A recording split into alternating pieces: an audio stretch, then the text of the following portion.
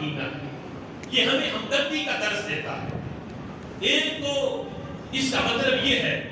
کہ جب یہ مہینہ شروع ہو، بلکہ اس کے آنے سے پہلے، یہ ہمدردی کے اس لحاظ سے درس دیتا ہے کہ بندہ اپنے اطراف میں غور کرے، اپنے گلی محلے میں غور کرے، اپنے آس پاس پڑوس میں دیکھے کہ کون ایسے لوگ ہیں میرے محلے میں کہ جو سفید پوش ہیں، جن کے گھر کئی دن تک چولہے سرد رہتے ہیں اور غریبی کی وجہ سے چولہے میں آگ نہیں جلتی، لیکن وہ سفید پوش ہیں، وہ اپنی غریبی پہ صبر کرتے ہیں، کسی کے آگے جا کے اپنی عزت نفس کو مجروح نہیں کرتے، عزت نفس کا بھی خیال ہے، جا کے کسی کے آگے ہاتھ نہیں پھیلاتے۔ ہمیں ایسے لوگوں کو تلاش کر کے ان سے ہمدردی کا اظہار کرے، ان کی سحری افطاری کا بندوبست کرے، سحری افطاری کا انتظام کرے اور یوں کرے، یہ نہیں کہ لائن لگا کر اور میڈیا بلا کر اور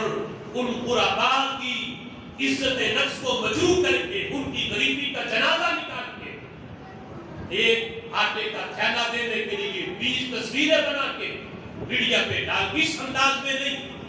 بلکہ اس انداز میں ہو سکے تو خدمت ان کی کرے کہ لینے والے کو پتہ ہی نہ چلے کہ آیا کہاں سے ہے، اس انداز میں۔ بلکہ شریعت کا تو مزاج یہ ہے جو ہمارے نبی نے یعنی غرباء کی خدمت کرنے کا جو انداز دیا وہ تو یوں ہے کہ زکات دینا اگرچہ فرض ہے اور اس کو دینے کے لیے جو دینے والے اس کی نیت کا ہونا ضروری ہے، لیکن یہاں تک یہ شریعت کہتی ہے کہ جسے زکات دی جائے اسے یوں کہہ کے نہ دو کہ میں تمہیں زکات دے رہا ہوں، بلکہ یوں کہو کہ میں تمہیں تحفہ تن دے رہا ہوں، تاکہ اس کی عزت نفس مجروح نہ ہو، دل میں خیال نہ آئے کہ میں اب اس لائق ہو گیا کہ لوگ مجھے زکات دے، یعنی زکات دینے کو لوگ اس میں اپنی حقارت سمجھتے ہیں، مگر تم دل میں نیت کرو، تمہاری نیت رب جانتا ہے، تم نیت کر لو کہ زکات ہے، لیکن دینے والے سے جس کو دے رہے ہو یوں کہو کہ یہ تمہیں میں تحفہ دے رہا ہوں، ورنہ تمہاری زکات بھی ہو جائے گی اور اس لینے والے کا دل بھی خوش ہو جائے گا۔ سبحان اللہ۔ تو فرمایا کہ سحری افطاری کے اس انداز میں بندوبست کرو کہ جو جسے دیا جائے اسے پتہ نہ ہو کہ آپ آیا کہاں سے، تاکہ لیتے ہوئے اسے شرم محسوس نہ ہو، اسے کوئی ہچک اور عزت نفس اس کی مجروح نہ ہو۔ میرے آقا علیہ الصلوۃ والسلام ارشاد فرماتے ہیں جو بندہ رمضان شریف کے مہینے میں فرمایا کسی کا روزہ افطار کروائے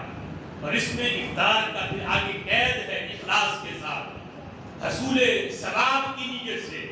یہ نہیں کہ علاقے کے اندر لوگ کہیں کہ حاجی صاحب نے بہت بڑی افطاری کروائی، ہزاروں کی تعداد کا مجمع تھا، فرمایا یہ نہیں کہ دکھاوا ہو یا کاری ہو، لیکن اخلاص کے ساتھ کسی کا روزہ افطار کروائے۔ فرمایا رب ذوالجلال کان لہ مغفرۃ لذنوبہ وعتق رقبتہ من النار، اللہ اس افطاری کی برکت سے اس کے سارے گناہ معاف فرما دیتا ہے اور جہنم کی آگ سے اسے آزادی کا پروانہ دے دیتا ہے۔ سبحان اللہ۔